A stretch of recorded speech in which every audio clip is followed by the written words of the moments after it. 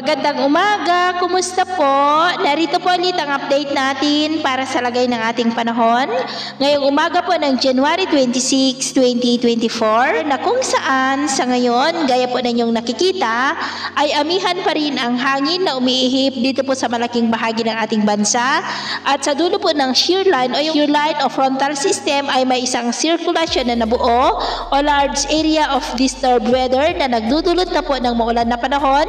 Diyan po sa may Palau at magpapaulan rin diyan sa may Visayas at Mindanao sa susunod po na mga araw, at ang development po nito ang ating babantayan kung lalakas po yan into bagyo o hindi. Pero paghandaan pa rin po natin ang ulan na dala-dala po nito, at ito nga ang pinapakita ng forecast model natin po ang ginagamit hanggang po sa susunod na 2 linggo.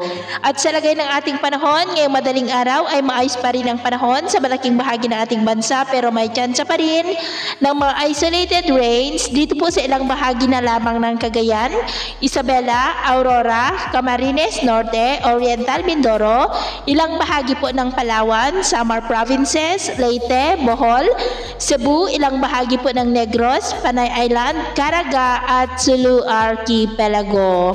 At mamaya po ay sisikat pa rin ang araw sa malaking bahagi ng ating bansa, pero may tsansa pa rin ng maulap na kalangitan with isolated rains dyan po sa ilang bahagi ng Palawan, Oriental Mindoro, at may mga isolated with at times heavy rain sa ilang bahagi ng Samar Provinces, Caraga, Leyte, Bohol, Cebu, Negros at ilang bahagi ng Panay Island, maging po dyan sa may Davao Oriental. At mamayang hapon po magiging mas maulan sa malaking bahagi ng Mindanao, lalo na po dyan sa may Caraga, Davao Region, Northern Mindanao, ilang bahagi po ng Zamboanga Peninsula, maging po sa may Bohol, Southern Cebu, ilang bahagi ng Leyte, ilang bahagi ng Samar Provinces, Negros, Aklan, ilang bahagi ng Isabela at ilang bahagi po ng Cagayan at Palawan.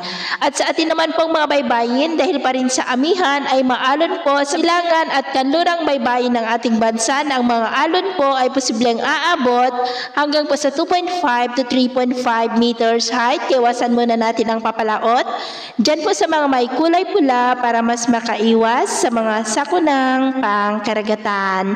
So yun po ang latest update natin sa araw na ito. Ako po muli si James na nagsasabing sa kahit anong pagsubok po na darating sa ating buhay, huwag na huwag po tayong mawawalan ng pag-asa. Thank you and God bless.